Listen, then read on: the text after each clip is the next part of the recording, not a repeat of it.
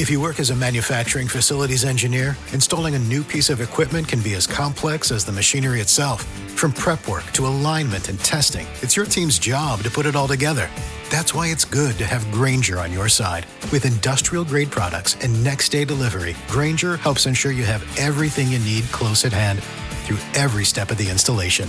Call 1-800-GRAINGER, click Grainger.com, or just stop by. Grainger, for the ones who get it done.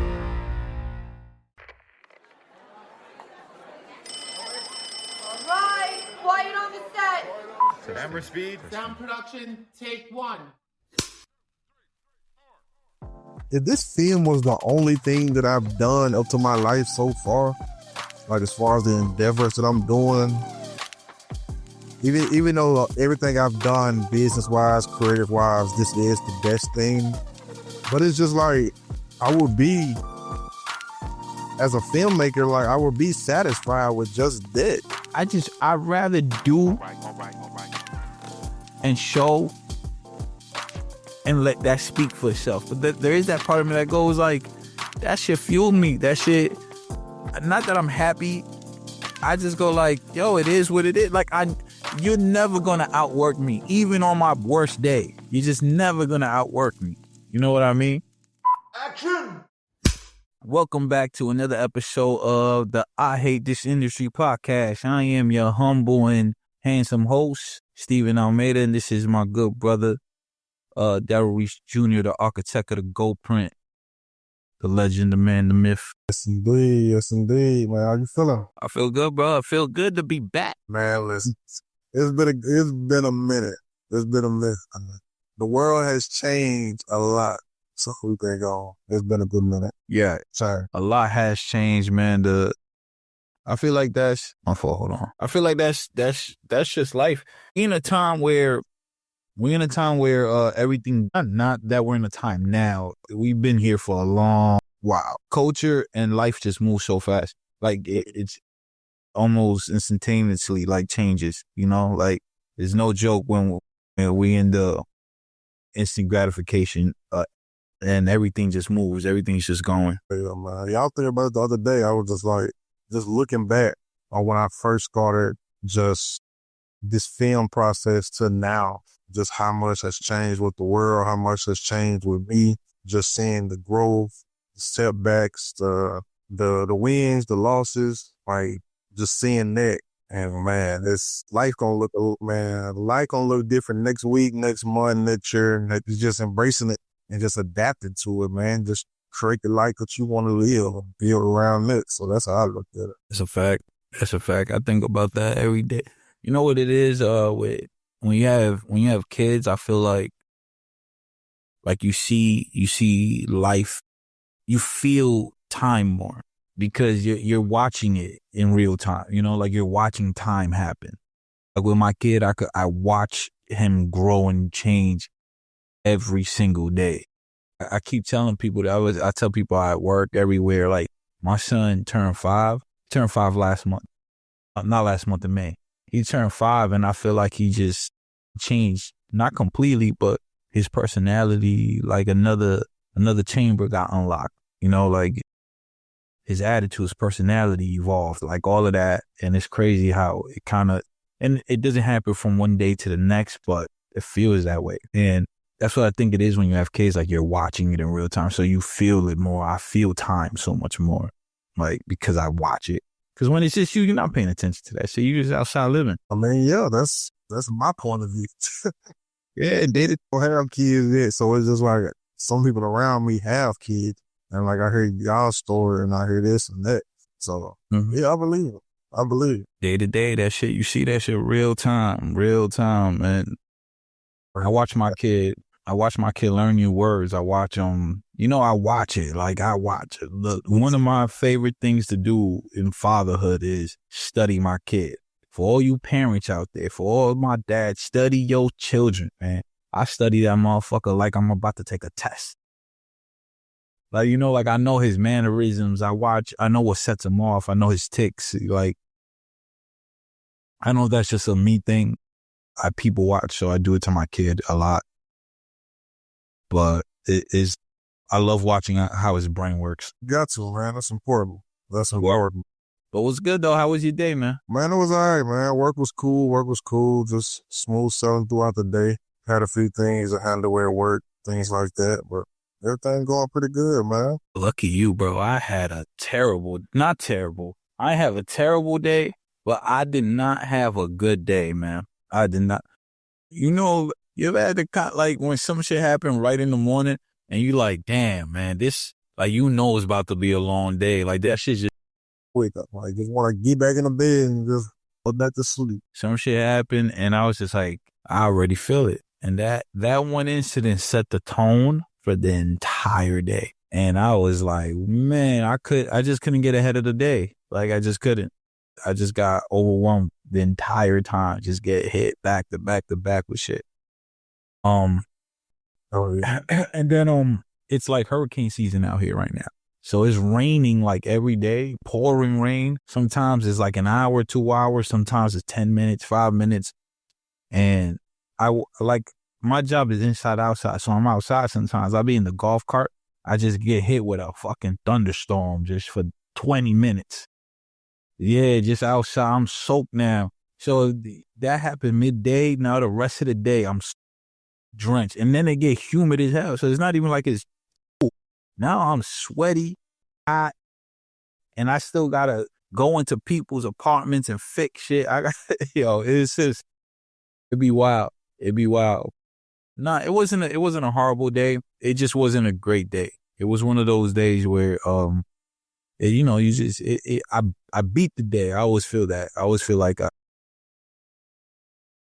I did everything I could with what I had. You know what I mean? And I did the best. So I always feel like I overcome the day. Me and the day was fighting today. It was that kind of day. Yeah, man, I feel that. I think I had one of those days. It was a Monday or Tuesday when I told you I had that hog. That hog, garbage was through, buddy. Like, it threw me all the way for a loop. This just sets you back, yeah. But that worst is like midday though, so it kind of messed up the rest of the day. So I was just like feeling sick. That's the worst. You get like the nausea. You start, yeah. That's more, no 70 degrees and sweating. Bro, I hate the heat. I don't know how I ended up in Florida. I hate heat. I hate too. I hate that shit. This Florida sun is no joke. My sister's like, they going to the beach on Saturday, and I'm so thankful I'm on call because I can't go, and I don't want to be at the beach. I'm not a beach guy, bro. Fuck. I didn't go to the beach in a minute, man. I'm about to go. Probably. You got what business you got to be? You like to swim? I ain't been in a minute, man. Just feeling that, just in that moment. Like it's been go to the beach on an island somewhere. Well, that's what I did when I went to Aruba. I enjoyed the beaches. It's a nice little vibe. Like, maybe I'm also traumatized by New York beaches. A New York beach isn't a beach. There's like dead bodies in the sand and shit. Fish will come out there the other day. I ain't going to that dirty ass New York beach, bro. But that's crazy. The New York beaches is crazy. That shit is, you find all types of shit on there. I ain't know New York had beaches till like 3 years ago. Because they're not beaches. You never hear no good things about New York beach. That's not a real beach. I think I seen this on Power or something. Somebody put sand there at the ocean. There's an ocean in New York, and somebody decided to dump sand and create beaches. There are some nice beaches. The Jamaicans, man. Nah, man. But let's get into it, bro. A lot has happened. A lot has happened since the last time we potted. And what you want to start with first, man? I think we got to start with the obvious, man. Diddy is free. The freak offs is back. Baby oil is through the roof. Buy your stocks now. Johnson & Johnson, man. We lit. Freak off Fridays. That's crazy. He's very much in a sale. But yeah, man, I was watching Queen's Flip video around the time of the Diddy trial. And I heard the rumblings of people with baby oil. But yeah, that was wild. Yeah, I think it was like 1 or 2 people. Like, I don't think he showed it on the live, but I seen him like in action and all that. And it was just so many people out there protesting and just, like, it felt like the Boondocks episode when the R. Kelly episode Boondocks. Like, it felt like that when everybody was outside talking like, just waiting on R. Kelly to be free. And it's this one girl talking about I let R. Kelly pee on me. Ain't even trying to make that rhyme, but that's crazy. That's crazy. But yeah, like, That was it reminded me of a Boondocks episode, man. And I'm just like, bro, what is going on? Like, what is going on with society? I'm just like, okay, the main charges, the RICO charges, is racketeering, and the situations with that, he got off on that. He got off on that. But it was the prostitution, the living off the prostitute. Yeah, things like I believe he got the RICO charge dropped and the Mann Act charges dropped. Right. So with the situations that he got charged with was, of course, probably legal. So I think his sentencing is in October. I want to say I heard it on. Yeah. So yeah, like I heard them talk about that, and as well, he's probably already served a year.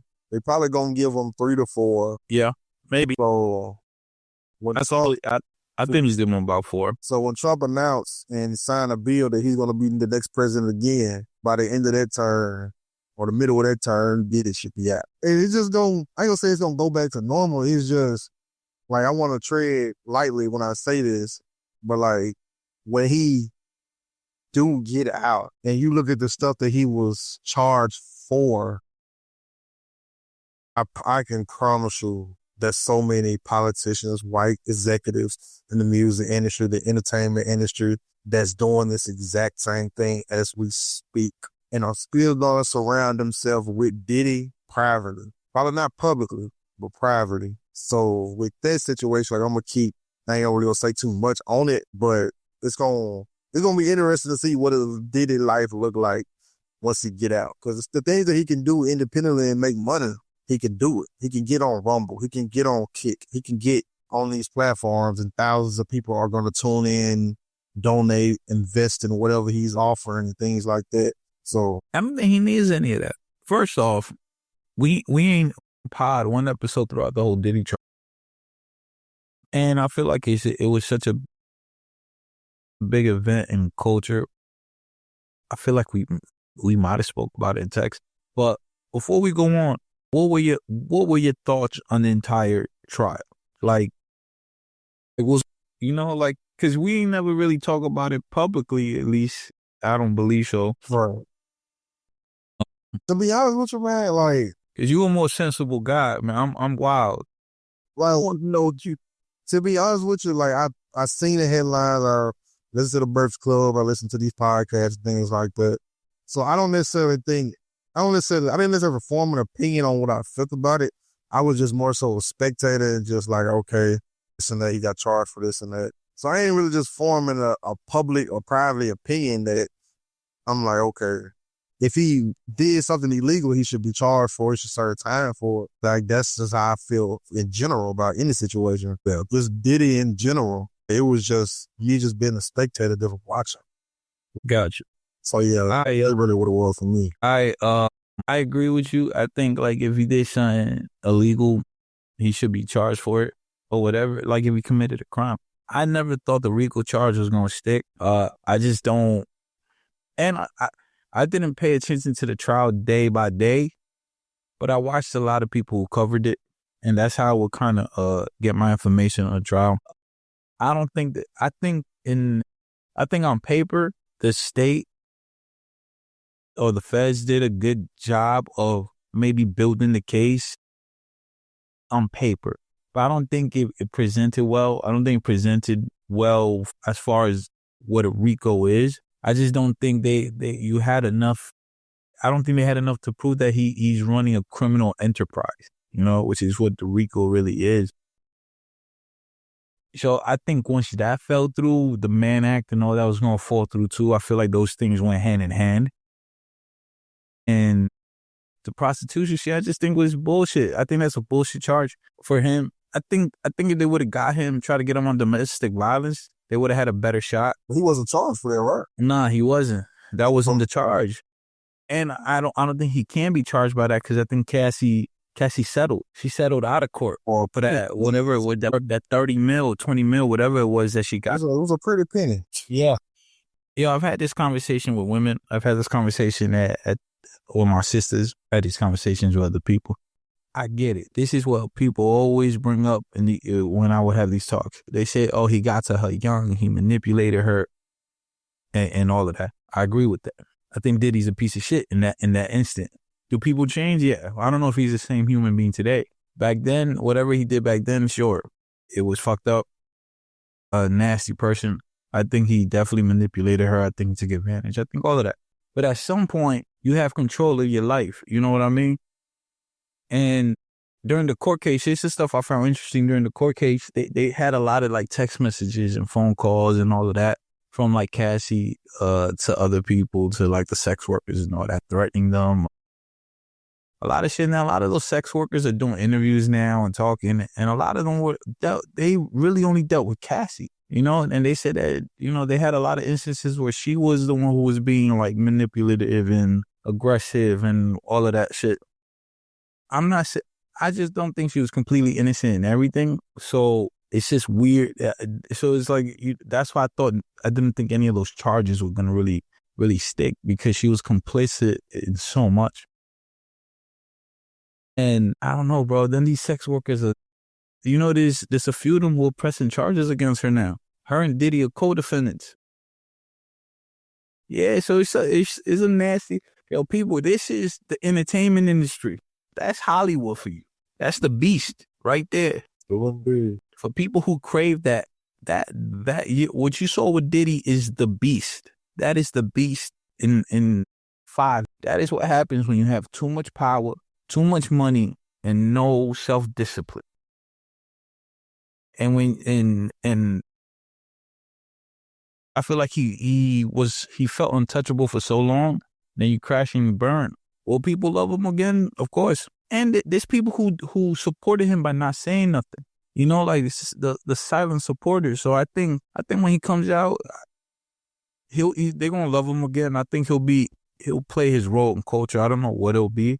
I don't know if the entertainment business is what he does, but I don't think he's done. No, I don't think so. And like, just listening to the Joe Budden podcast alone, like, I was very observant of Joe Budden's behavior throughout this entire Diddy thing. Yeah. And when it first happened, I was like, okay, Joe Budden really ain't trying to speak on it too much. Okay. But then when everybody on the cast was saying piece of shit this, piece of shit that about Diddy, then Joe Budden was like, okay, I'm going to jump on that train also. Just seeing certain people in that circle who have been in that Diddy circle and how they are trying to tread lightly when they speak about him, like it's something to watch and to something to pay attention to when Diddy is released. Because again, like, it's going to be very, very interesting to see those people that was quiet, those people that stood on the surface level when Diddy was in jail versus when he's out. So people like that, I have a very, very deep opinion on it that will probably last a whole episode. But it's just like stuff like that. A lot of people even pay attention to it. Like, you see it. And so it's going to be very, very interesting to see Joe's attention and Joe's opinion once Diddy is released. That's just one person. I don't think anybody's above forgiveness. I don't think anybody's above grace. I read that he's been in programs while he's been locked up, like sober drug rehab programs and all that. I don't know if he changes and what is it? I don't, because everybody at some point needs some type of forgiveness and grace. I think because Diddy is who he is, the chopping block is bigger. You know, like the guillotine is a lot sharper and we judge more because he is a celebrity. He is Diddy and it is what it is. And Americans are just fascinated by train wrecks. We're fascinated by celebrities. We're fascinated by that. But if it was just some regular dude, that was the argument the whole time. It's like, oh, white men do this all the time. You know, the white CEOs do this shit all the time. I think it was Charlamagne who said, he said, yeah, but we gotta be better than that. You can't be like just because the white CEOs or the white man does it, like we should be able to do it. No, we gotta be better. So I think he fucked up, but I also think this is the other side of it. Like, two things could be true. He could be a piece of shit. He could be a manipulator. He could be all of that. I don't think he's a sex trafficker. I think that's ridiculous, to be honest. I don't think he's trafficking women. I don't think he's trafficking men. I also think that the media took the opportunity to try to expose him. And because so many people were getting paid off of that exposure, you had so many people fall on certain sides and so many media platforms fall on. And it just became a trial of like exposing this man's sex life and what he's into and trying to paint him as his animal. And it's like the shit that he was doing in the bedroom, that shit had no place in a RICO case. At the end of the day, the jury decided what they decided, right? So it's like people don't got debate no longer. But yeah, man. What Parks always say? P's and T's. What? Parks be like T's and P's or some shit like that. It's short for the peace and love or some shit. Whatever. I wish everyone the best. I hope Diddy rehabilitates and becomes a better person, comes out and does even greater things. You know what I mean? I don't think anybody should be exiled. I don't think people are like, I don't think anybody's above or below being forgiven or below grace. And if we want to get into the messy shit. I'm saying, speaking of Grace, she ain't showing a boy Grace. Nikki. Shit. Yo, Nikki going off. Oh, it's a crazy lady, man. Yeah, Nikki's also really good at marketing. So she understands the internet very well. But Nikki's also extremely emotional. If we just look at her history of being publicly outraged. I don't really know what's up with her in the whole situation. Ain't nothing. I don't know what's up. Like, she's at a point, and I told the story a while back, and I'm going to forever tell the story. You look at the alpha in the jungle who has no competition. Everyone looks at them as the GOAT. Everyone looks at them as the greatest. Untouchable is a big thing. And then when it comes down to someone much younger, someone much energetic, someone who is reaching you on a talent level, comes to challenge you for that throne, it's like you get fragile, you get emotional, and you get, because you never happened to you. Like Black Panther, the first Black Panther, when T'Challa was on top. He was the Black Panther. He was the king of Wakanda. Yeah. Then you got this young cat who done been around the world, who done killed multiple people, who was out for revenge, who was out for blood and killmonger, come and challenge him for that throne, and then he dethrones him, he defeats him. So that's how Cardi B did Nicki Minaj. Nicki Minaj didn't have no competition. But fucking great, you know what I'm saying? Nicki Minaj, I mean, that's what it is. Like, Nicki Minaj didn't have no competition. Like, who was challenging Nicki? Yeah. And Remy Ma, like, it wasn't no competition. But then Cardi B came along. And then, when Cardi B came along, then a flood of other rappers come along. Sexy Red, Lotto, else. Yep. What I gotta do with Unhold? So, like, she gets to this point to where, that's what I'm saying. You know what they gonna do with the hardest saying. Where you going? Oh yeah, I'm getting there. So it gets to a point to where she looks around and the attention is not on her. The attention is not on her. So like, I think she has to create these things to get attention on. Like, everybody's getting attention. Cardi B dropped her new album. Megan Thee Stallion is another one. She's in the headlines. Like, what is Megan Thee Stallion? She's not the biggest female rap artist anymore. She hasn't been in the past, 5 to 10 years. So it's just like, yeah, she's an icon. But so is Lil Wayne, and we've seen the decline in Wayne over the years. But you can't take nothing away from them, I feel. That's how I feel about I feel like those guys get put into their own category. Nicki craves attention. Nicki does, but that's what I'm saying. Her public outrages be wild. Right. So yeah, once you reach this icon status, you're there. No matter if you're R. Kelly or Diddy. Once you reach that icon status, that's gross. Michael Jackson, like, it is crazy. You name Michael Jackson, R. Kelly, and Diddy, all of them accused of touching those boys. All of them. Every single one of them. That is crazy. But yeah, like, once you reach that icon status, once you reach that status, man, you there. So it's just like, once you reach that status, you tell you that's what you see. Like, she's not number 2, and she might just be number 3. So it's just like, she craves attention. So I'm like, okay, I've seen people attack Hov recently in the news, in the media, social media. What can I do right now to get this, to garner this attention And it's just like, you see the situation with Megan Thee Stallion who attached to Hove, and then you got Young Money, and then you got their rivals, Mo T.E., and now she coming as SZA. Yeah. So yeah, it's just like, I say that all to say is, like you said, and that's the conclusion, like, she just attention seeking. Yeah, I think so. I think, you think it's all attention? What if she's like legit in her claim? I mean, you take that to court. Like, what you going to social media for? Like, have we officially seen legal proceedings, legal documents that are stating, because and somebody, for her, it shouldn't take her long to file this. Well, what if she hasn't? It just hasn't become public yet.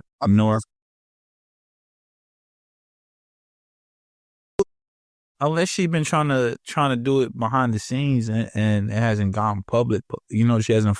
Maybe she's trying to settle it outside of court first. I don't know. I know that the thing is, the way she's going about it, I think is whack. Though it's entertaining, so it's like it's hard. Like, we just talking about human shit. Is like, on a human level, is like, that's corny and it's trash. On the entertainment factor, is fun to watch. It's entertaining as fuck. But what a gripe is legit. If we talking about artists and fighting for what's yours, it's like, it's legit. If she's the platform, if she was done wrong and she fighting for that, 100%. Because for them to offer you $1 million when the value is like 100 is wrong. Or you have no leverage if you have no paperwork that says that. Maybe that's where she stands, and we've seen that time and time again in the music. But they never give you leverage. They never give you. But the problem with that is that Hov fights for that. He fights for leverage for artists, and Rock Nation is supposed to be artist friendly, but Rock Nation has been behind a lot of fuck shit. I don't contracts. Rule is, them contracts ain't too. They're not artist friendly, and that's not the first time we've heard about that. Granted, I think Nicki's gripe is about the title situation, so I don't know if that's a Rock Nation thing. Rock Nation might be the company, but like, I don't know how that's structured. But I don't know if her fight is with Rock Nation or what it is. But we've heard the Rock Nation deals are crazy. It's not the first time. La Russell had a big issue with that. There was a few, I can't think of the other people, but I've heard it way before that. And Hov is not always artist friendly. It's because we've seen him be artist friendly in specific situations. So we go, damn, he's for the artist, but Hov is a shark. At the end of the day, he's a businessman. So every deal ain't gonna be a good deal. Sometimes they gotta benefit him. When he was at Def Jam, he did fuck shit and he did dope and he did good shit. You know, like we've known that that the Rockefeller thing was fucked up. They did Dame dirty. I don't care how anybody says it. They ain't got done dirty in that deal. And I get it. Dame was Dame, and maybe he had it coming to him, but he got the dirty in that situation. When they started having meetings without him, when they started doing all that shit was wrong. When the idea was to build this independent brand, to then go and become codependent on the guys that wouldn't give you a deal or wouldn't fight for you in the beginning, you know what I mean? So, Hov hasn't always been the artist-friendly guy, you know what I mean? I think Hov is somebody who's great for the culture, has done a lot, and has advanced and has pushed things beyond what we thought it could be in the music industry and in business. It doesn't always mean that he's always going to be the good guy, you know what I mean? Maybe in this particular instant, he's the bad guy. And then you got to ask yourself from Rock Nation standpoint, and just from a business standpoint, like we're both business and creators.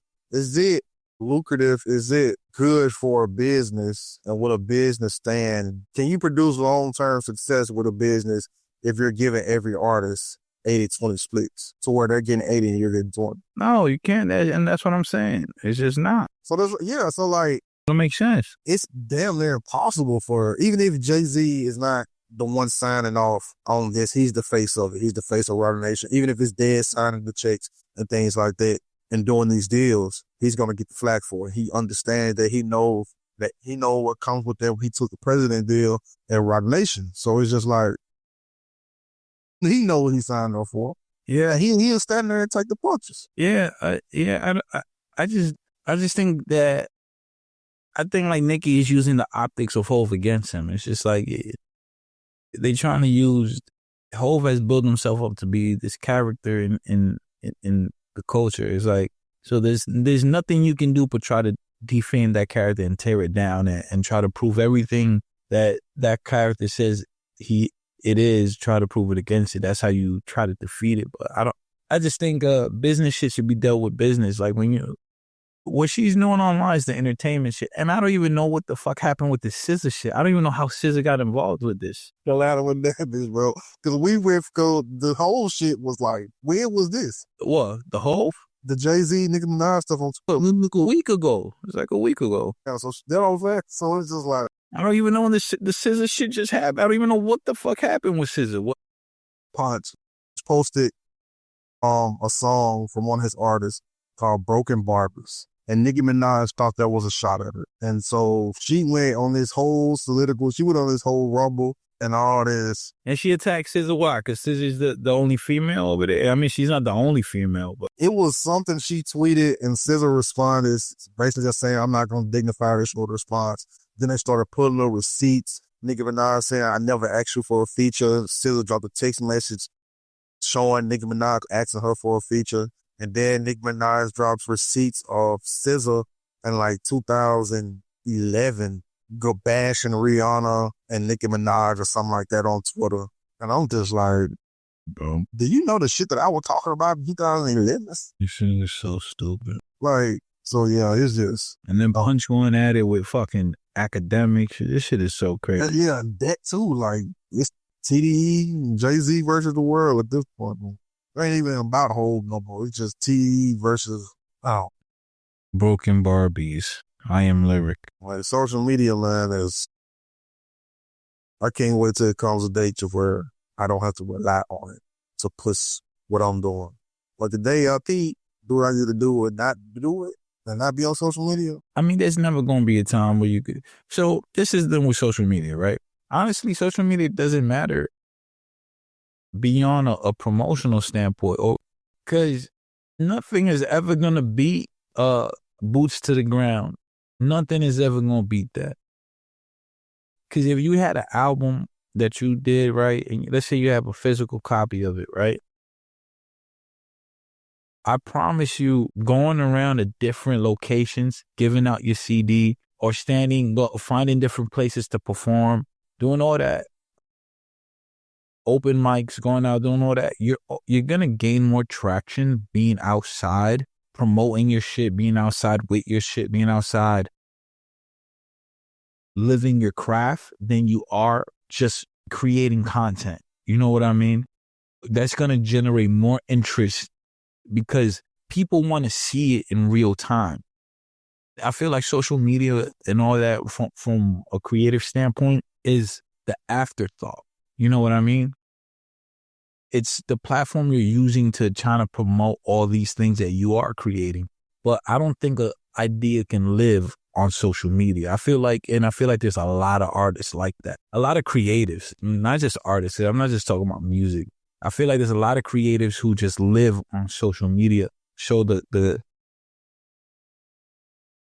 craftsmanship of it is not, people don't see it in real time. And that's why you got a lot of these.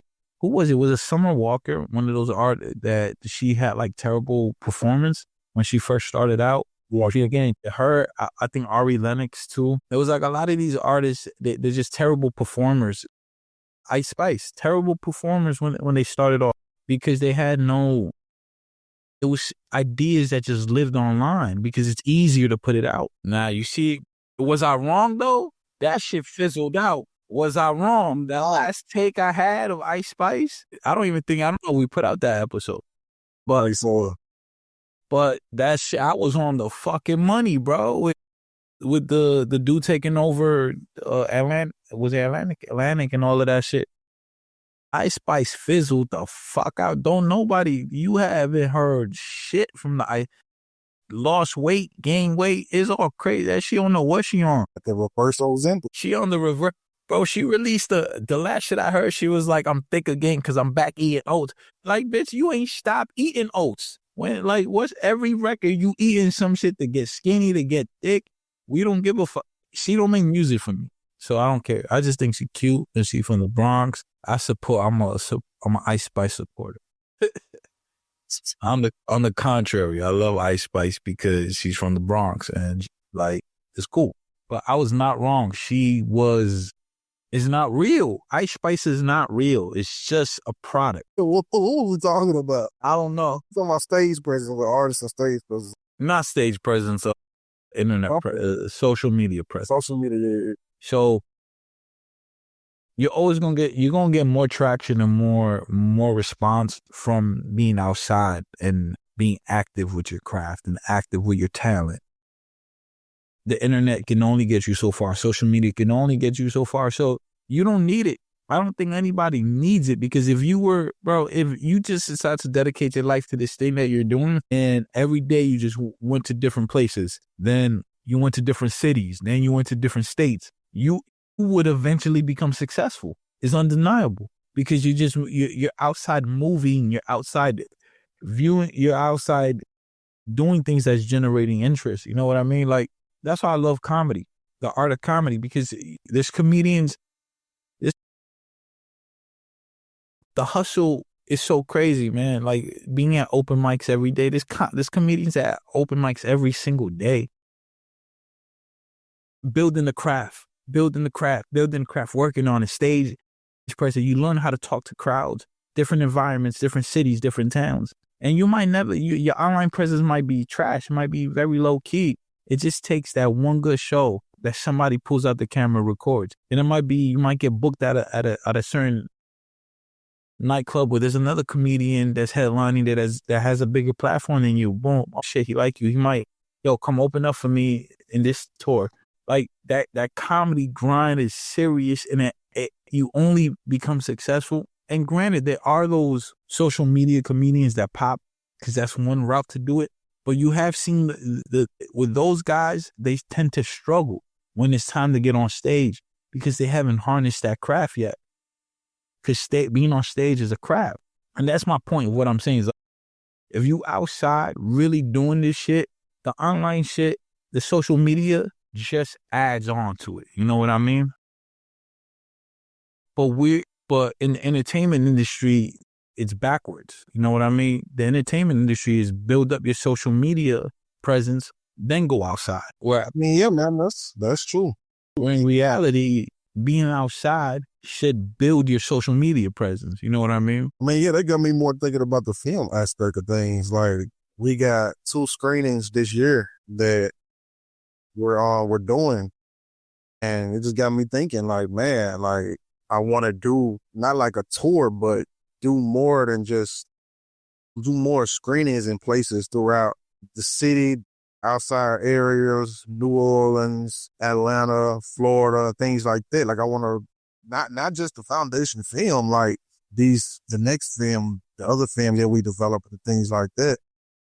I think a tour is legit. I think that's legit. I don't know if this is the right film to do it with, but I think that should be on the drawing board when we feel it's time. I think what we do is we hit different cities up and show the film. But see what and that's where we talk about taking the craftsmanship to a different level.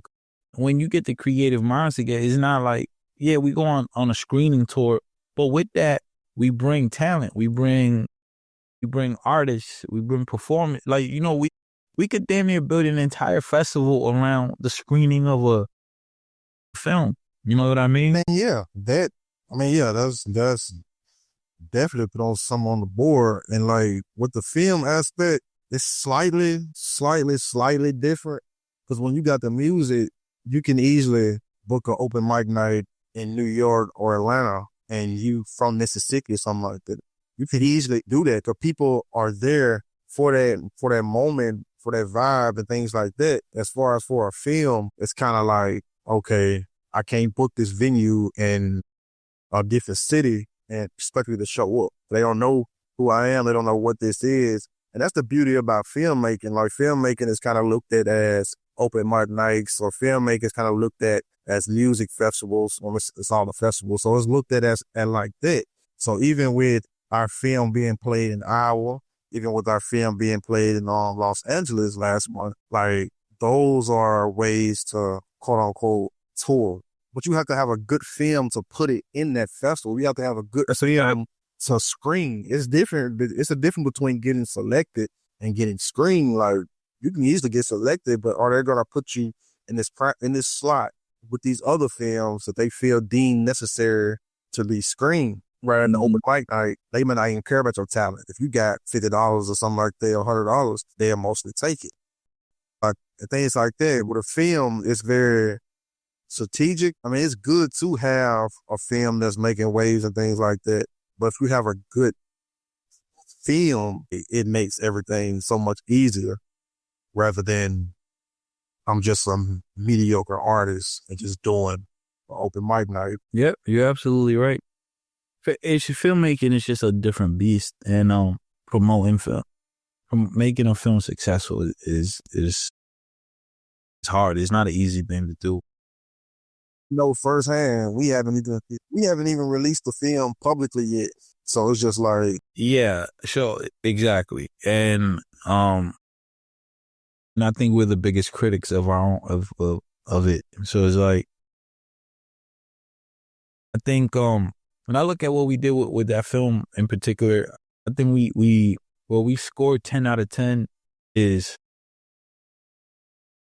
quality. I think we were able to shine in the quality factor, and that in this independent filmmaking tends to have terrible quality. I feel like there's an unspoken culture with that, where it's like, oh, we're independent filmmakers, so it has to be gritty. It has to be, they gotta represent the struggle. Like, but like your first shit, it should be as fly as the last shit you ever made. You know what I mean? Like, you should make your first film like you're making your last film. You know what I mean? You got forever and a day to make it. Like, exactly. So I feel like you capture that shit like on a different level, and I feel like that shows in a lot of the nominations that we get, where it's like cinematography, where it's like, I feel like, is that the one that we get the most? Best cinematography? With selections? Yeah. I mean, overall, best film for film is our most selections, but cinematography is right under there. We won an award off that, so it's just... Yeah, and we won, best drama? Like, so, and even best drama, I feel like we got that because of the tone of the film, not even necessarily the content. I feel like the tone of the film is dramatic. So because that storyline itself, it can be complex to certain people. Yeah, and it's dramatic, but I feel like that first film, this particular film has one dramatic scene between you and Malachi. I think that's the peak of the drama, right? It's one, man. Like, and that's the powerful scene. Yeah. But that scene alone is, but the entire tone of the film has a bit of drama. It's noir, it's drama. All of that exists in that. And that's what I always say about, there's so many layers to making films. If you're communicating story through tone, if you're communicating story through cinematography, you're communicating story through acting, there's so many layers to it. So we captured a lot of that with this film, I feel like, and those are all elements to creating a great film, man. Now making a great film successful, like I said, that's a different story. Absolutely, man. I mean, that's the beauty of filmmaking. It's just like, we have this luxury of time, and we have this luxury of creating a good quality film from sound to the cinematography to like all these different elements and tones and things like that. So like, we have this luxury in that. So with the timeline that we're in now, as far as the film, like, we're going through film festivals right now, and it's just like, we're getting selections, we're getting non-selections, we're getting awards, we're getting nominations, and things like that. And that's a beautiful thing to see. So it's been a beautiful process and it's been a beautiful moment. But man, the real work don't start till the film is out. So it's just like the select few people that have seen it and liked, they are the lucky ones. Yeah. And I feel a sense of like excitement towards next year and when the film is released in the fall or whenever we announce that due date and things like that. So that's when the groundwork begins. Like, yeah, these are to go like boots on the ground. Like we said earlier, like we have to tap into a different level of marketing in that. And that's going to require funds. That's going to require traveling and things like that. But before we even get to the release of the film, like we have to, like I want to create a semi-viral trailer somehow where like I want this trailer, I want people to be commenting, I want people to be talking about this trailer. So when the film is out, they're like, okay. Like me, I love when the product is done. I love the marketing aspect of it that leads into the release of that project.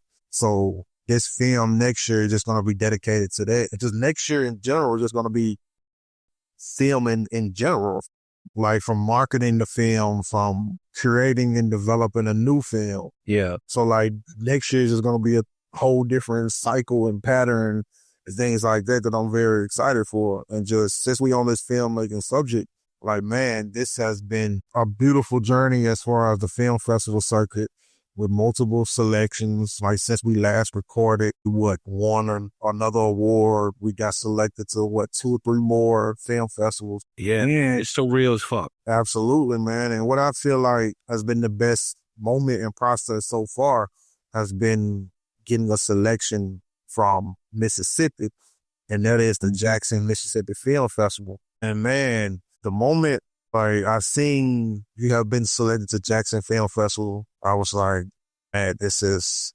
everything. This is beautiful. This is a beautiful moment. Basically, thank God for it. I was just like, man, this is it. We here.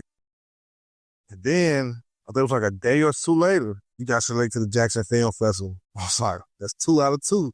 Like, hey, because we submitted to 3 different categories: Best Director, Cinematography, and Best Short Film overall. So then a few days passed, or maybe it was the next day. Gee, maybe it was all in the same day. It was all a blur. You got selected to the Jackson Film Festival again. So we was 3 out of 3 as far as selections from the Jackson Film Festival. So a few weeks rolled by. Okay. Got the email. Boom. You have been nominated in the Jackson, Mississippi Film Festival for, I think the first category was Best Cinematography, I think. Yeah, and all nominations. Day later, or 2 days later, boom, you have been nominated again for the Jackson, Mississippi Film Festival. I'm like, hey, we 2 for 2, let's go. Boom, a few days later, you have been nominated again for the Jackson, Mississippi Film Festival. Out of all the 3 categories that we submitted to, got selected to, we was nominated for an award for all 3 categories. And I was just like, bro, all these 4 years of development, just planning, setbacks, anger, tears, happiness, and things like that. We here. This is Mississippi. This is our first home state film collection. So I was just like, man, this is truly everything. This is truly beautiful. I mean, I was like, I could stop the film festival run right now. I'll be satisfied. But I'm not, because we still got so much more to go. We still got till March to end the run. And they started sending more emails. We had a group meeting during the selection process, and they talked about the gala awards. They talked about the screenings and things like that, and they announced the schedule. And so they announced the schedule for the screening. We're on the Monday, July 21st slot, and then they also announced the gala event that Friday, which is going to be the award ceremony. And so, yeah, man, we get to watch this film on a big screen this Monday. And I'm sure this clip's going to come out before then. And it's going to be the first time I see it on on a bigger format screen than the TV. So like, that's going to be truly everything. I'm going to try to hold in all emotions and things like that. But that's going to be a witness. And on top of that, we get a chance to do a Q&A. So I don't know how that process is going to work, but I'm nervous for it. I'm excited for it. Like, friends and family are coming out. Like, I feel like this graduation all over again. I haven't had my entire family under the roof, and I sit in an area like this since graduation, since my high school graduation, and that's what it's feeling like. So it's just like, that is a beautiful moment, and I just want to like just thank like all the organizers and things like that, like Miss Young and this Maximus. Like, I want to thank all these organizers for recognizing this film, like recognizing like the birth of this universe, the birth of this creation that we created, that we developed, and that we filmed. I always say, man, let's begin. Like, this is always the beginning. I'm excited, man. Like, there was so much motivation that fueled me throughout the years, like recently, the past few years, since childhood, things like that. And I put it all into this film. And it's just like, with this being my first like real film, my first narrative piece, it's just like, okay, wait till the next one. I mean, there's so many next ones. A lot of it. No, but yeah, I don't think nobody's ever really going to understand how much went into this, or just went into the concept or the idea, or things that have been in development for years. To see it, man, every time I talk about this film, I always tell people, like, this idea, like, I remember when it was just an idea, you know, like I remember when it was just an idea concept and just trying to work it out, and then how it goes to the back burner for a while. Then you work on it little by little, then you decide to get serious, and then you get serious, and then, you know, like I remember going through every step of making this thing happen. And then when it finally does happen, and then you take it into the different steps of production, filming, completion, editing, all of these things, to then put it into film festivals, then to get nominated, then to actually winning things, then to see it screening in places, is like, man, that's why I say it's so surreal. It's like, why is it doing this? It's a very surreal thing to. So yeah, it's super. All right. It's surreal going through the whole process and watching it go through the different stages, watching it go through the different festivals, watching the nominations, watching us win some of them. The premieres that happen in LA, the premieres in Iowa, now Mississippi, it is, man, I almost don't believe it, to be honest. And I feel like I feel like in my head it's bigger than what it is. But then the reality is, we created something and put it outside. That's what I mean about being outside. Because we could have made this shit, and imagine we just made it and put it on YouTube. And I'm not saying there's anything wrong with that.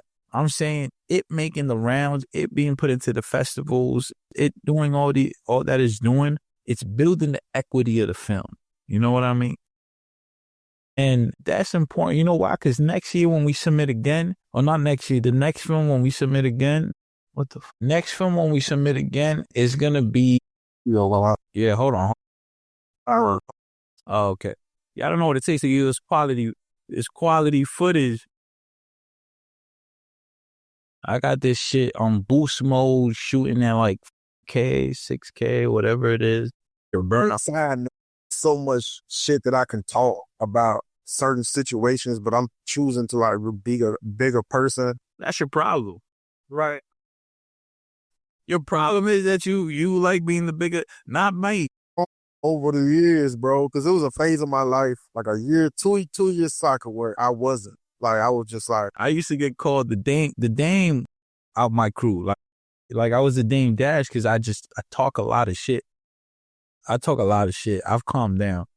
And just because I'm from that era, and I'm from New York City, I'm from Harlem, New York, where cutting on each other and joking on each other, like that's you come up like that. You know what I mean? So it's like, I have that energy in me. So I get like that a lot. When I get excited and I get in my zone, I talk mad shit. And that's just what it is. Especially, and I like stunting. I'm just from that era. I like stunting. I'm more humble. God, I'm a God-fearing man. I go to church every Sunday, so I'm chill now. But back in my day, woo, I talk my shit. And I could back it up. Besides all that. I mean, yeah, that's the other man. It's just like, I only can tell my experiences and my stories and how I feel about situations. Exactly. And it's just like certain stuff that I never forget. And it add fuels to what I'm doing. Like it add like the fuel to the flame to what I'm doing. So it's just like. And it's part of the story. Right. Like it's a part of the story that like I told myself like, okay, I can kind of talk about it. Like even the situation in the first 2 episodes that we did on the pod, like I was like, okay, that's just stuff I just had to get out about how I shot experiences and things like that. And I can only tell the truth from my side and what I did. That's in there. Because it got you here. I'm not all those experiences I went through as well is what pushed me. Absolutely. Like certain characteristics in films, some are based on true stories and past events and throughout life cycles and journeys and things like that. But yeah, man, that's just the beauty of who I am and what I do. It's the beauty of not giving up, bro. It's the beauty of continuously building and growing and evolving, and that it's a testament to success, right? I'd be lying if I said this is not a part of me, and maybe I just got more healing to do. I'm just healed. It's more healable. I'm healing, bro. I'm in church every Sunday, bro. I'm working on it. But there is a small part of me that it's like, I don't want to say my adversaries. It's just people that I've been at odds with or that I separated with at some point of doing business or creative differences or whatever it may be. There is that small part of me that looks at it and goes, and I look at where they're at now creatively or in business or whatever it may be, and whether they gave up or they don't put anything out, whatever it is. And I go like, I'd rather do and show and let that speak for itself. But there is that part of me that goes like, that shit fueled me. That shit, not that I'm happy. I just go like, yo, it is what it is. Like, you're never going to outwork me. Even on my worst day, you're just never going to outwork me. You know what I mean? And because when I'm not trying, I'm still doing 50% more than what the average human being is doing. You know what I mean? And it's not to insult anybody. I'm just saying the average person who's not trying, or the person who's just living day to day, on my worst day, I'm out working. I do more than that. That's all I'm saying. So if you don't try, there's no way you're going to compete with me. And it's not even a competition. But I look at them niggas like, yo, y'all not even in the same, we're not even in the same category. We not even in the same category. It's insulting. It's insulting, bro. When some of the shit that people have said to me, I remember, and I will look back, and it's like, you have to be on your own dick. It's the only way you can even say that. You have to be feeling yourself so much, because just the work ethic. If we just looking at work ethic, it's not comparable. You know what I mean? And I don't even bring up people no more because I'm beyond that. But they not there. You're not on the board. You're not on the board. No horses in the race. We not even competing no more. We not even compete. It was funny. I played a record this weekend where I got dissed on, and the line was, what was it? It was like autumn. It was like autumn house, or autumn is far behind. We ain't worried about that. Something like that. It's like, we not even, it's crazy to say that, and we not even we far behind where? Where we fall behind? It's crazy. I'm about to drop another book just cause. Hey, fucking the foundation coming out on Amazon Friday. You know what I mean? Like, just cause. Just the second book almost done, the third one already in production, the novel being worked on. It's insulting, and I don't even knock those guys, man. I don't knock that dude that had that issue with you. I don't knock the people I've had issues with, because it's just not, whatever it is, it's something with them that they're not able to accept it. Or they're not able to see, because you know what it is? Honest criticism, people just don't know how to take honesty. They take it as insult because they too full of themselves. And he's like, if I ever told you was trash, it was because that was honest. It doesn't mean you can't get better. It just means, yo, this is not it right, man. And that'd be the unfortunate part when I tell you that and you don't get better. Like, what am I supposed to do with that? What you want me to do? You know it's okay because you can't improve. And you know what's crazy? I'm right there. You can ask for my help. I'm active. And I'm going to say, oh.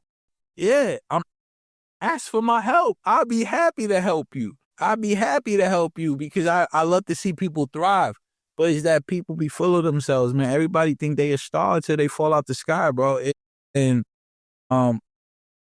Always look at this film, and this is why this first film is always going to be something special to me, because we started working on this.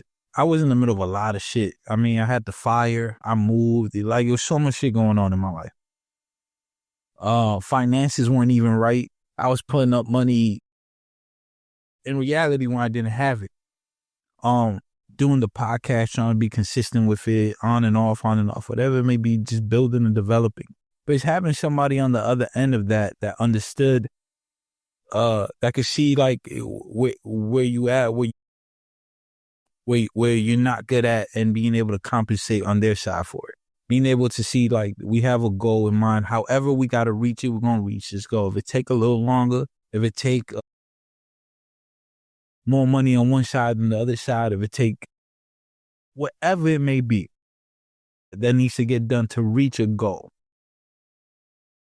And we achieved that. However we got to it, we achieved that. When I'm mailing you a mic to help record on set, you know what I mean? Every little detail that went into making this thing happen. And I look at that, and then I look at being, when I'm in person, for a lot of this, I'm not in person for a lot of this project. Where I look at all the projects I worked on in the past with a team that I was in person for. I was there hands-on, and those people were there.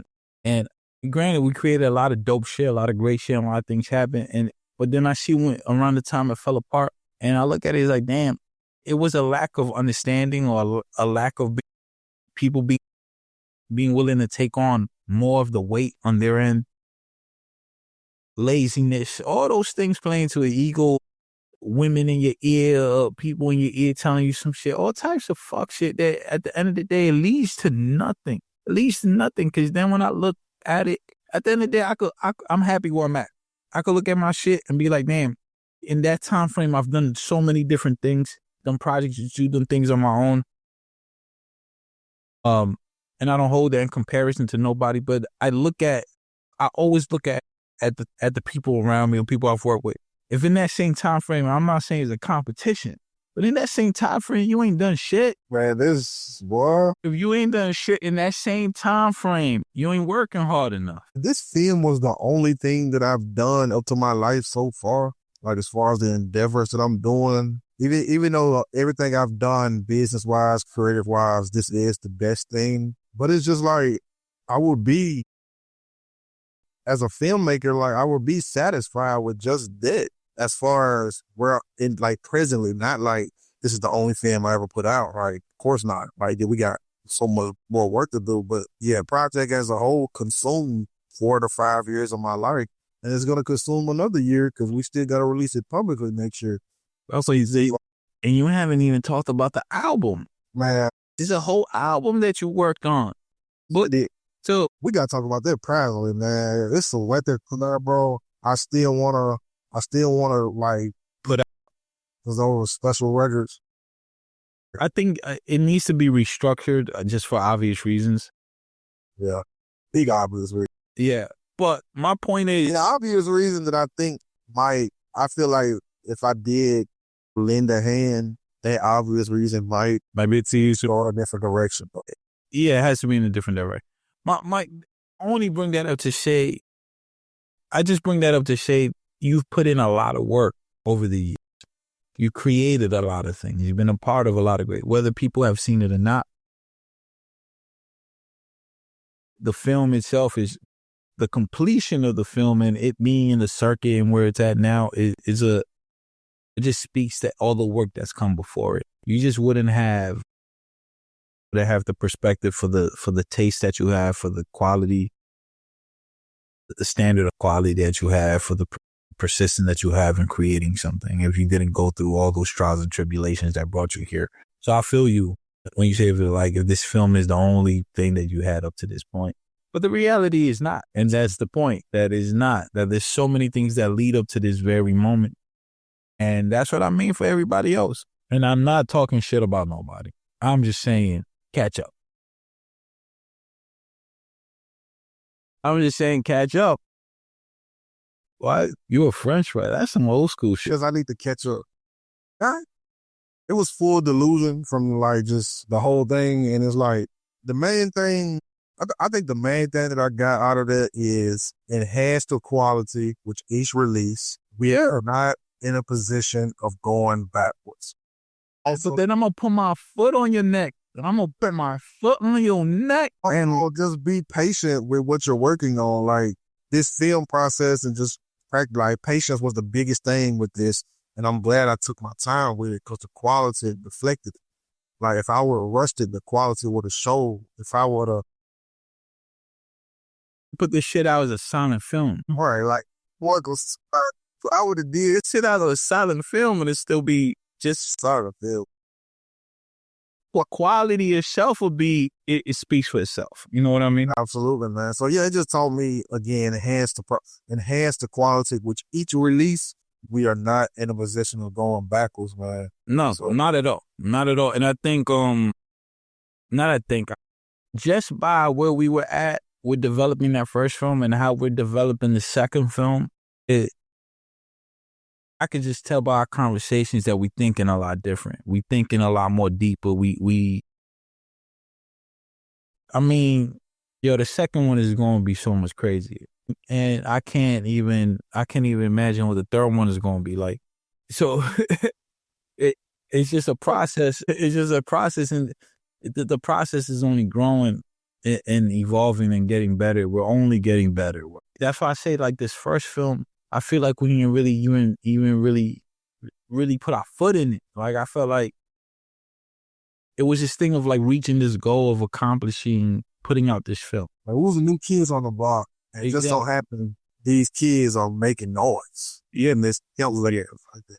So it's just like so for the next one I feel is gonna be 10 times better. Not only that, then you have this understanding of like you gotta go through things. So everywhere we failed at, everywhere we succeed at, the next one is gonna be you're gonna see those things engineered properly.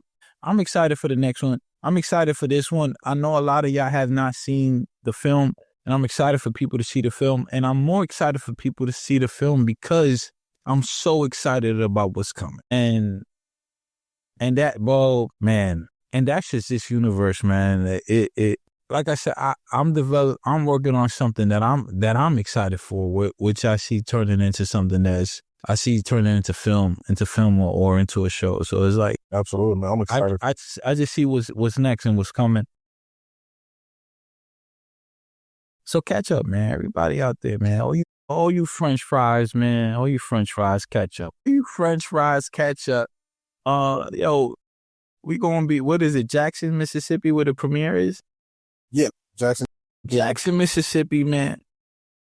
Film is premiering, man, at the gala. Get your fucking tickets, man. If you haven't gotten it, too bad.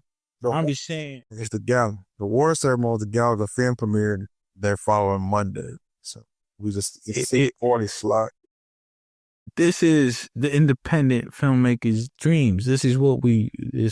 I wish I was going out there. I can't make it because of budgeting and just life shit, but I understand. It is catch up, man. Catch up, man. I'm gonna order some French fries, man. I'm gonna order some French fries for y'all. We outside. We outside being successful. Now, let me get this camera situated, cooled off, and then we're going to talk about these clips I have there. Yeah, let's get into this clip. What else we got? I think we touched, we definitely got to get into AI. Before we get into the clips, let's talk about the AI situation real quick. And then there's a way we could transition that into the Clips album. There we go. But yeah, got 5 batteries and all on my 30%. 12%. So yeah, that's why I keep them. I always keep one charging on the wall, like at all times. And then the one that usually be in the camera be full. So when it dies out, I start switching them out and charging, because by the time it dies, the other one's usually at like 50%. Probably got like 15 minutes on this one. I think we could make it in 15. But yeah, AI, man. So you left for man, life has changed and AI has changed damn near even more. I got some notes on this I wrote down that I want to talk about. Give me 1 second. So check this out. First of all, there's an act called Velvet Sundown. Velvet Sundown hit over 1 million Spotify streams. Velvet Sundown hit over 1 million Spotify streams, prompting industry insiders to demand clear labeling of AI-created music to prevent fraud and protect human artists. Deezer has begun tagging AI tracks, 18% of uploads, and denying royalties for bot-fueled plays. Major labels, Warner, UMG, Sony, are in talks with AI firms like Sono and Udio to license use of catalogs for training and output, while legal battles rage over infringement. An EU study argues for moving from opt-out to opt-in copyright rules for AI training, recommending watermarking and fair pay systems. In the U.S., the Recording Academy is spearheading the Human Artistry campaign and advocating for legislation like the No Fakes Act and the T and Elvis Act to curb unauthorized voice cloning. There's more. Tools like Google's Magenta plugins, NSYNC, and Spike AI enhance composer workflows. Critics note these can also lead to bland outputs without human nuance. AI's demo, what? Creating music, making, but no, that's some other shit. What's the other one? This one. Advanced detection models now distinguish AI music with up to 99.8% accuracy, but robust and generalizations are ongoing challenges. Ethical frameworks such as the EU's trustworthy AI are being adapted to guide responsible generative music development. That's just in the music industry, right? I got some notes for the film industry. Hold on. AI visual effect tools accelerate workflow, storyboarding, scene tweaking, assess manipulation, race ethic. No, the Directors Guild. Okay. The Directors Guild of America has firmly opposed alterations to original films using AI, warning against mutilating a director's vision. Moon Valley, backed by deep minded artists like Natasha Leon, launched Mary, a tool that empowers filmmakers to refine scenes at detail levels from backgrounds to camera angles rather than generate whole sequences from scratch. I could keep going. I got a bunch of notes for this. But all those things, if you listen to that, I took those notes down, and I wanted to say that because at the beginning when we started this pod, AI was relevant and it was active. I don't even think Sono had launched yet at that time. Where now there's so many AIs now. There's literally AI bands. I think Timbaland signed an AI artist. Wild boy for that one, boy. That's still that, yeah. But there's been policies being passed, laws trying to be passed. So much is going on with AI. And I get it. I'm all for any tools that enhance creation. I think AI should be used as a tool to enhance, should be used as a tool to help formulate ideas and construct ideas. I don't believe, because there's always going to be a lack of humanness to it, right? No matter what, because it's always going to be very data driven when it comes to AI. And I use AI every day. I feel for the artists. I feel for artists who are trying to come up, who are trying to find the right sound, trying to create, because there are now AIs that could create the perfect record. Like I said, there's bands that are getting 1 million plays when there's talented artists that are not even coming close to that. So AI is on the uprising. In a very short time period, there's going to be a lot of jobs replaced by AI, as they have already in the entertainment industry. And it's sad to say I love music. I am an artist myself. I am a musician. I am a creative in that field. I find myself moving further and further away from music as much as I love it because it's becoming so much of a science thing. It's becoming so much of a 1 + 1 = 2 thing. AI is even further making that a thing. And I just don't know at what point it's going to revert back to it being about what good music is or music that maybe it's very specific to me because I fell in love with music because I fell in love with it from a place of where I could feel it, from a place of feeling. And the reality is not all music that's successful that touches people today is about it coming from a place of feeling. Because you could just plug those things in, those equations into an AI and produce a record. I don't think there's anything wrong with that.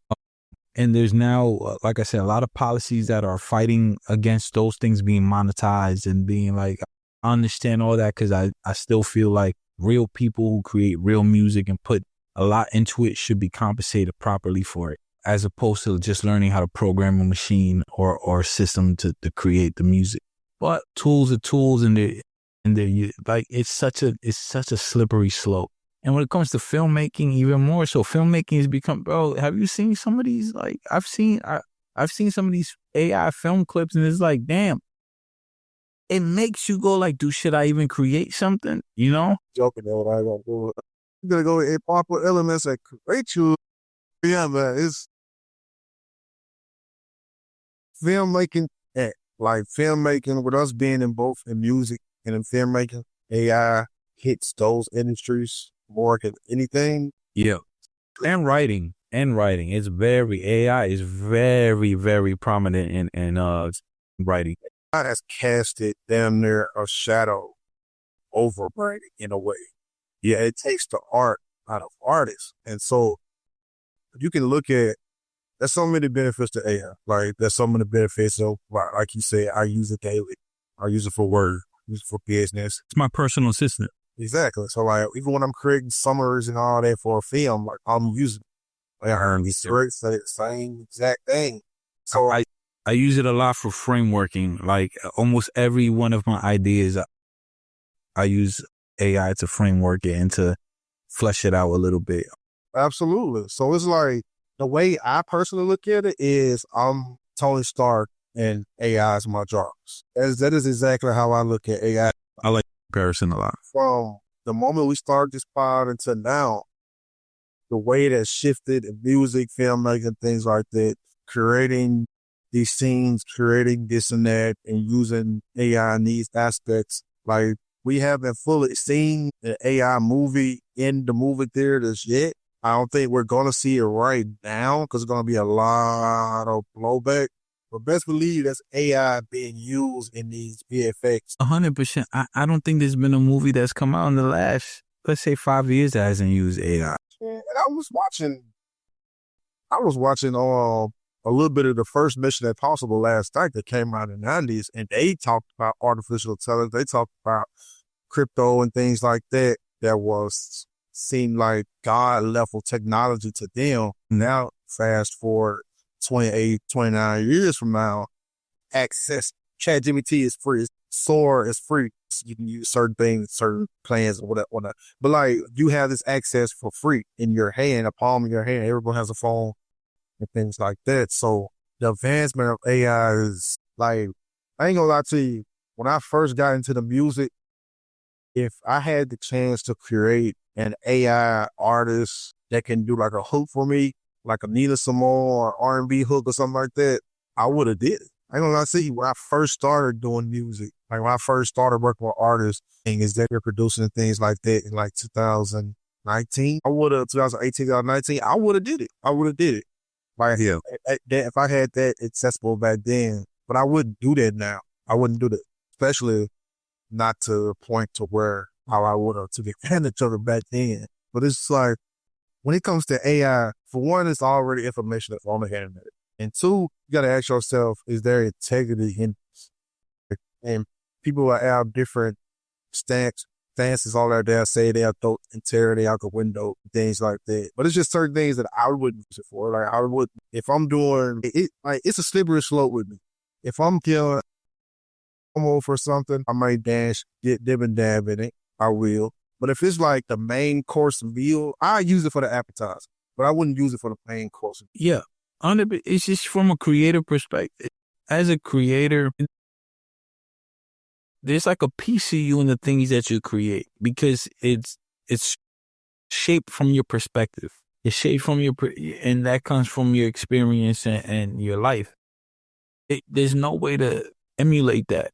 There's no way to mimic that. You could get just from somebody. I'm somebody who uses.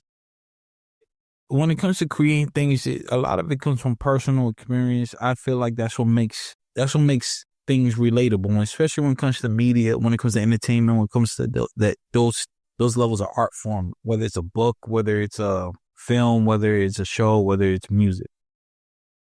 It's those intimate and introspective perspectives that really connect people and connect the art to people. And I don't think AI is at a point where it can recreate that just yet. So, I mean, it's going to get a lot crazy with the Neuralink and things like that. So it's moving quickly. So I don't know. It's the future. So it's scary, bro. It's a scary future because at some point you got to realize that's why you got to watch Ready Player One. When you get the chance, really watch that movie because you're going to see it. It's a Ready Player One and Idiocracy. Watch those two movies and I promise you're going to be like, damn, that's crazy. Because we're headed in a path where we're so reliant on technology, where we're so reliant on AI, we're going to start getting dumber. We're going to start becoming less aware. You know what I mean? All these things are going to start happening. You're just going to be so codependent on AI, so codependent on technology, just for everyday things. I think I read somewhere where study shows people less dumber. They're just less intelligent because you don't need to do the work anymore. You're less creative because you don't have to do the work anymore. Use it to assist you in your creativity. That's what it boils down to. Yeah, we could do a deep dive, and I think maybe at some point we should do an episode where we kind of break down and talk about some of these platforms and what they're doing, because a lot of them are doing amazing things, and we should get into the policies that are being passed and all that. I feel like we need to dedicate an episode to that, but it's not this one. The Clips, man, let's talk about the Clips real quick. I love the album. Contender for album of the year for sure. I'm a Clips fan from back in the day. I'm a Pusha T fan. I come from the era of the banging on the desk. I was in school banging out to the grinding beat. I come from that. Love Pusha, love Malice, or No Malice even more so. I love No Malice since he's been on his journey, and since he's been saved. I feel like the thing he says are that much more powerful today. I love the album. The album is amazing. I'm a fan of the rollout. They took it way back to the old school from doing editorial publication promo. They're doing interviews that are just all written. I think it was it Rolling Stones that they did? I can't remember the publication they did. They've been on a very crazy promo run. Man, they hit the fucking, talk about hitting the target, man. They knocked it out the fucking park, man. From doing Colors to doing NPR. I just saw them on Bootleg Kev. They are on fucking Breakfast Club. I think they were on they on the Joe Button. Yeah, the Joe and Jada. I'm sure they did Drink Champs. Jimmy Fallon, they just hit all the marks. I mean, you can't ask for a better rollout. Videos, singles, everything is on fire, and the music is fucking great. All Pharrell in his fucking bag. They doing their thing. Def Jam, you dropped the fucking ball. You dropped the ball, Def Jam. That's just it. Because these guys, they don't need much. They need a platform. That's it. I'm sure Rock Nation is not behind all of this. This is them and their network. You know what I mean? This is going outside and putting it together. This is what I mean when you outside with your talent. They are everywhere with it. You can't not see these guys. And the music is fire. The music is good. So I love the album. I've had the album on repeat for man, I got a lot of favorites off of it. I love FICO because I'm a Stove God Cooks. Which one? Is it the one with Stone God on, right? Stove God FICO, yeah. You don't know what that shit, that's church, bro. That shit be, yeah. Stove God Cooks, man. Those who know. Y'all know when Stove God was when he was Aaron Cooks. Those who know Aaron Cooks when he was with the conglomerate, when he was under Busta Rhymes. Man, when he was dropping the Yellow God shit, man. If you know Cooks, man, I've been a fan of Cooks since she was a nobody from Syracuse, man. Y'all did not know this dude, man. He was a nobody. And I had all his shit back then. And I couldn't wait. He had very little music out. And I was just like, damn, what happened to this dude? Then he rebranded and came out Stove God. And he got with Westside Gun. Westside Gun, in the long run, man, listen to me. In the long run, Westside Gun is going to be highly regarded as one of the greatest curators in hip-hop culture. He's responsible for a lot of dope shit that y'all don't see. So, Stove God, man, fire. I love seeing the looks that he's getting. I love the features he's on. He smoked that hook. Man, I love this album. FICO is fire. All of it is fire, man. There's not one song I don't like on this album. Let God sort them out, man. Two things. It was 2007, so that was like 5 years after Grinding came out. Like 5-6 years after Grinding came out.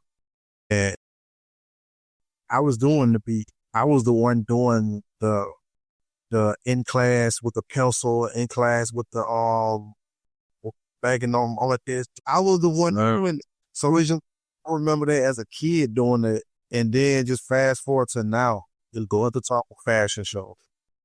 Yeah. So that was what peaked and what lit a fire for me for the foundation of the album. Really? When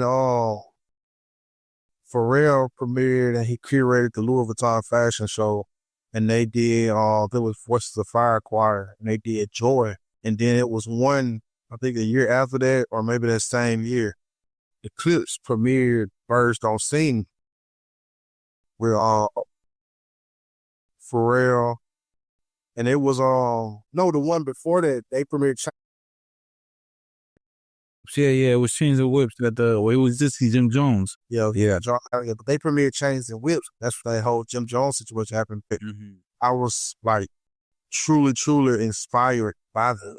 But they played Chains and Whips right after the Joy Choir, right after the song came from the Horses of Fire. And it's just like, I was tapped in right there. Like, I was always into Pusha T's album in the past. And like, especially the whole verses or Ross verses and the Kanye verses and things like that. Like, I was always into it. And so when I was like, okay, they finna drop this album. And I'm like, okay, a few of these songs we've heard, okay, they added Kendrick to this record. Man, from, like you said, the rollout, from these interviews, man, just hearing Alex talk and just him talking about what God did for him and the path that he took when he stepped away from music and the path Pusha T had to go on from being away from his brother musically for over 14 years and things like that. And it was just like, man, I was tapped into almost every interview they did, editorial, every moment that they was doing on the rollout. Like, I was just like, man, this is what I've been waiting for. Like, this was like me just stepping out of this creative funk and this funk that I've been in since February, since we got done with this film. This music has been uplifting me. Like, this has been getting me out of that slowly. And like, I'm almost completely out of it. And just hearing Birds Don't Sing, just hearing Chains and Whips, POV, FICO, hearing Chandelier's verse with Nas, like just hearing all that.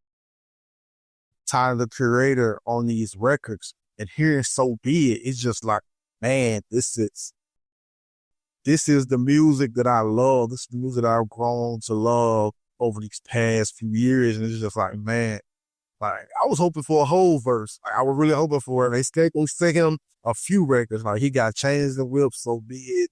He got a few of these records. And yeah, I think Hov was supposed to be on. a few of them, So Be It too. Yeah. He said, but I think he didn't get on it because he did the Rock Nation deal. So it was like I think that was part of it. Right. So I'm not sure. This moment was everything, man. This is a beautiful album. I've been listening to it every day. I've been waiting for Birds Don't Sing to come out and just hearing them. Cause I had it on this, I forgot the name of this app, but I had Birds Don't Sing downloaded already on it. Yeah. But I ain't played it in a while because I knew the album was coming out. And just listening to that and just hearing the perspective, like just hearing Pusha T talk from the perspective from their mother, and hearing Malice talk about the perspective of their father. And he was just, he ended the verse, he was just like, man, what he said? I love my two sons, that's the code to your phone, not your home. You all let you come in. The birds don't sing. Just hearing them verses, man, I can recite them all day. And just hearing them say, like, I was in the driveway, like, I know you miss mama, she never coming home. Chivalry ain't dead, like children all, like by the third knock. Like it's just like just hearing these lyrics and just hearing it. Awful, man. Beautiful, powerful record, man. It was everything. Like hearing Chains and Whips with Kendrick, like everything was done to the T. Everything was done purposely. Everything was done calculated, and just they couldn't have did anything about it, man. It was truly a beautiful album. I was talking to my sister yesterday. We were having one of the many intimate conversations we have about family, and I was telling her about the Clips interview at Breakfast Club and how No Malice was talking about that record, the Birds Don't, what is it? Birds Don't Cry? Birds Don't Sing. Birds Don't Sing. When Charlamagne asked him something, he said, and No Malice was saying how he was good with his parents and they were good the whole time.